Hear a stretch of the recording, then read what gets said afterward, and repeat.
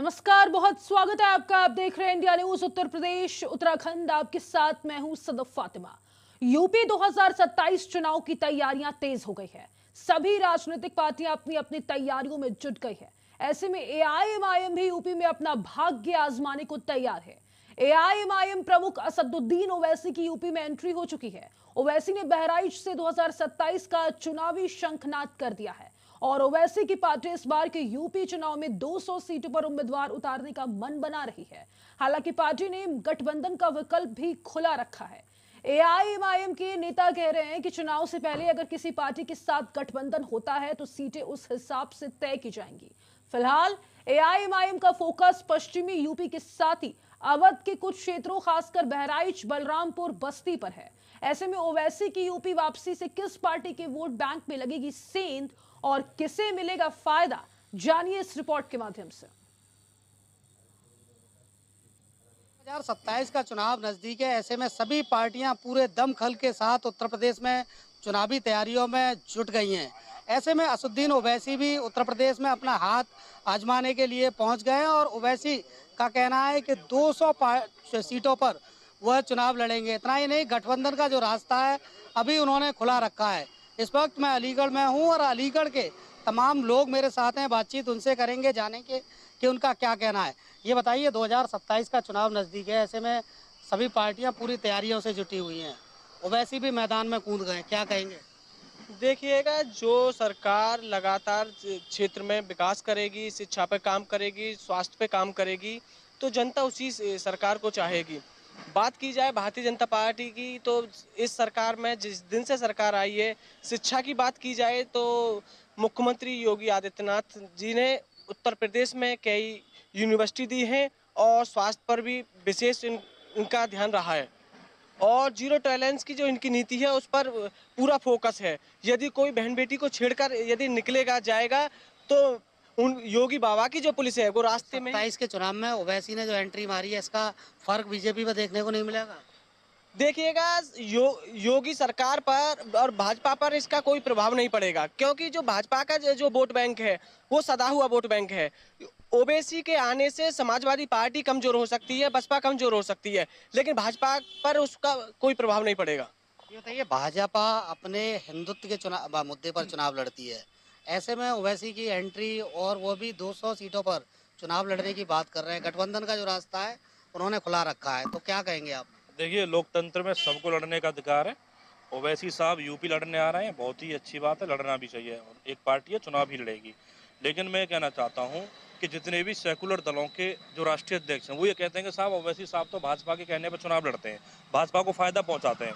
तो फिर ये सेकुलर दलों के जो राष्ट्रीय अध्यक्ष हैं ये ओवैसी से गठबंधन क्यों नहीं करते? जब आपको ओवैसी का डर है तो आप ओवैसी से गठबंधन कर लो। जब आप किसी भी दल से तो गठबंधन कर सकते हो, 2% वाले दल से गठबंधन कर सकते हो, तो 25% वाले से भी गठबंधन कर लो। लेकिन गठबंधन करते नहीं है, फिर ठीकरा फोड़ देंगे साहब ओवैसी ने हरवा दिया।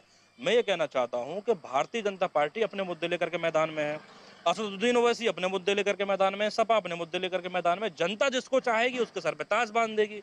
लेकिन इसमें हंगामा कोई बरतने की ऐसी तो कोई बात नहीं। क्या माना जाए, बी पार्टी है भारतीय जनता पार्टी की ओवैसी की पार्टी? देखिए, लोग एलिगेशन लगाते हैं, साबित तो आज तक कोई नहीं कर पाया है। ABCD सब पार्टियों के आरोप लगते हैं, लेकिन असदुद्दीन ओवैसी अपने मुद्दों को लेकर के मैदान में है। जो होगा यूपी की जनता तय करेगी। गठबंधन के लिए तैयार हैं, तो क्या कांग्रेस या सपा को उनसे गठबंधन कर लेना चाहिए ऐसे में? देखिए, जिस समय सपा या कांग्रेस असदुद्दीन ओवैसी से गठबंधन कर लेगी तो उनका जो मुस्लिम वोट बैंक है वो खत्म हो जाएगा। इसलिए कभी भी समाजवादी पार्टी या कांग्रेस ये नहीं चाहेगी कि वो ओवैसी को गठबंधन में लेकर के आए, क्योंकि इनके पास जो मुस्लिम वोट बैंक है बड़ा, वो फिर ओवैसी की तरफ ट्रांसफर हो जाएगा। तो फिर इनकी राजनीति की धरातल पे, क्योंकि हिंदू वोट बैंक इनसे छिन चुका है, वो भारतीय जनता पार्टी पर अपना विश्वास जता रहा है। तो जो मुस्लिम बड़ा वोट बैंक है वो बचा हुआ है, उसको जो है लेने के लिए ओवैसी साहब यूपी में आए हैं। और मुझे लगता है कि इस समय लोगों की सोच बदल रही है, वो जरूर ही कुछ ना कुछ सोचेंगे। क्या मौलाना, ये बताइए, ओवैसी का उत्तर प्रदेश में आने इस चुनाव पर, 27 के चुनाव पर भारतीय जनता पार्टी के लिए कितना नुकसानदायी साबित होगा? देखिए, लोकतंत्र में ये संवैधानिक अधिकार है कि कोई भी कहीं से भी चुनाव लड़ सकता है। और ओवैसी साहब एक मुसलमानों के बड़े लीडर हैं और पढ़े लिखे लीडर हैं, अच्छे लीडर हैं और मुसलमानों के बारे में वो सोचते भी हैं, उनके अधिकारों के हुकूक के बारे में भी सोचते हैं।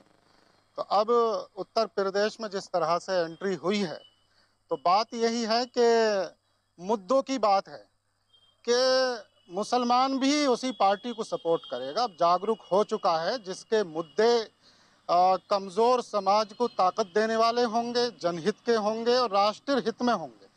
नफ़रत की राजनीति अब चलने वाली नहीं है।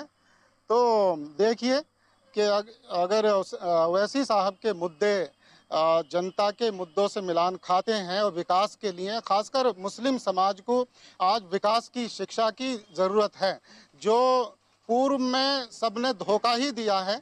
अब आगे देखिए किस तरह की नीति और ओवैसी साहब की तरफ से अपनाई जाती है, तो उसका भी असर बहुत पड़ेगा। क्या माना जाए 27 के चुनाव पर हिंदू मुस्लिम हावी रहेगा, जिस तरीके से हिंदू मुस्लिम की राजनीतिक देश में होती है? देखिए, हिंदू मुस्लिम की बात नहीं है, ये अभी तक एक नफरत की राजनीति चलती आई है, विकास से मतलब नहीं रहा था। अब मुसलमान भी जाग रहा है और हिंदू भी जाग रहा है, और वोट एक ऐसी चीज़ है कि उसे ही दिया जाएगा जो विकास करेगा और राष्ट्र हित में सोचेगा और नफरत को ख़त्म करेगा। मुस्लिम समाज का तबका कहां से कहां पहुंच गया, और जबकि मुस्लिम समाज के पास इतनी बड़ी तादाद संसाधनों की होने के बावजूद भी एक सियासी जाल में फंस करके वो अपना वोट ऊपर से ऊपर ही बिना सोचे समझे देता आया है। अब मुसलमान समझ रहा है कि उसे विकास की ज़रूरत है, उसके पूरे समाज का जो हुकूक छीने हैं वो वापस मिलने चाहिए। तो लीडर की ज़रूरत तो है कि इंसाफ पसंद हो, ईमानदार हो और राष्ट्र हित में और समाज के हित में सोचने वाला हो, नफरत ना फैलाए, नफरत को ख़त्म करने वाला लीडर। ये बताइए, ओवैसी की एंट्री उत्तर प्रदेश में होना कितना असर डालेगी 27 के चुनाव पर, क्या माना जाए? देखो ऐसा है समाजवादी पार्टी और पार्टियां सब चुनाव लड़ रही हैं, ओवैसी साहब को भी लड़ना चाहिए। राजनीतिक पार्टियां चुनाव नहीं लड़ेगी तो क्या करेगी बैठ के? तो इसमें इतना बड़ा मसला नहीं है, लोकतंत्र में सबको चुनाव लड़ने का अधिकार है। ओवैसी साहब भी चुनाव लड़ें और जनता जिसको चाहेगी उसे चुन के भेजेगी। क्या इस चुनाव पर क्या हावी रहेगा? क्या माना जाए, जिस तरीके से पुराने दौर में चुनाव हुए, हिंदू मुस्लिम के दायरे में ही चुनाव होते हैं, यानी हिंदू मुस्लिम, अब क्या इसका असर पड़ेगा? देखो, हिंदू मुस्लिम की जो राजनीति हो रही है देश में, नफरत की राजनीति, उसे हटा के शिक्षा पे बात की जाए, विकास पे बात की जाए और जनता जैसा चाहेगी उसे भेजेगी। क्या राजा, ये बताओ, लास्ट सवाल है, क्या ओवैसी उत्तर प्रदेश में किसी का खेल बिगाड़ सकते हैं? देखिए, असदुद्दीन ओवैसी इस कंडीशन पे तो पहुंच गए हैं, वो समाजवादी पार्टी का बहुत अच्छे लेवल पे खेल बिगाड़ देंगे। और जब लोग उनसे भावनात्मक तरीके से जुड़ रहे हैं, जब सदन में खड़े होकर के बोलते हैं ना, तो देश का मुसलमान सुनता है उनको। एक तरफ अखिलेश यादव जी जो सदन में खड़े होकर के बोलते हैं तो लोग दरकिनार करते हैं, क्योंकि वो मुद्दे की बात नहीं करते। जब असदुद्दीन ओवैसी सदन में खड़े होकर के बोलते हैं तो लोग उनसे सुनते हैं, भावनात्मक तरीके से जुड़े हुए हैं। एक ठीक ठाक वोट बैंक असदुद्दीन ओवैसी से यूपी में जुड़ चुका है। जैसा उसका एग्जाम्पल बताऊं, 2022